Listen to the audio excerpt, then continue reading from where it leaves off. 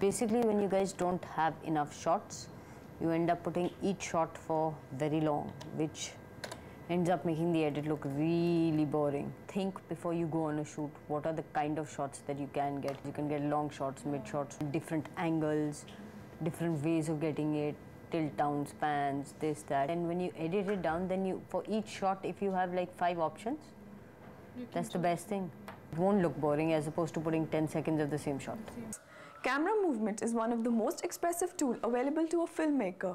It alters the relationship between the subject and the camera frame, shaping the viewer's perspective of time and space and controlling the delivery of narrative information. Extreme long shot. An extreme long shot shows the image as approximately life-size, corresponding to the real distance between the audience and the screen in a cinema. A long shot shows the entire human body with the head near the top of the frame and the feet near the bottom. While the focus is on the characters, plenty of background detail still emerges. Medium long shot. A medium long shot catches a figure from the head to the knees and is normally used to focus on the character and its actions. Background detail is low. Medium shot.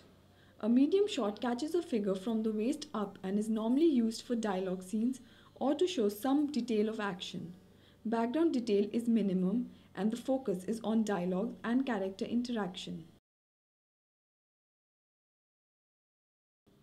Medium close-up. A medium close-up is the standard news intervene shot. It cuts off at around the breast pocket. Close-up.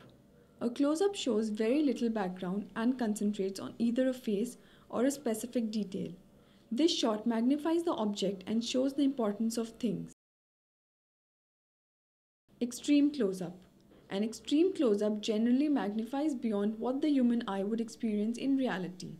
An extreme close-up of a face would show only the mouth or eyes with no background detail. Over-the-shoulder shot. In this shot, the camera is positioned behind a figure, revealing the other figure and part of the first figure's back, head and shoulder.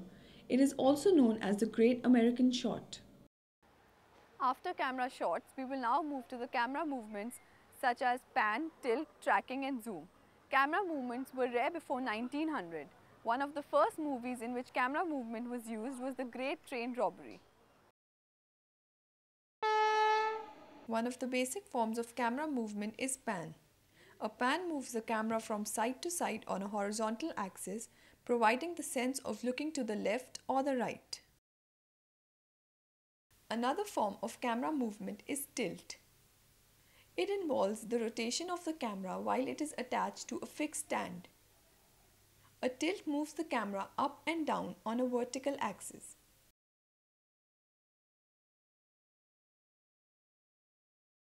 A zoom into an object will magnify it and decrease the apparent distance between the object and surrounding planes.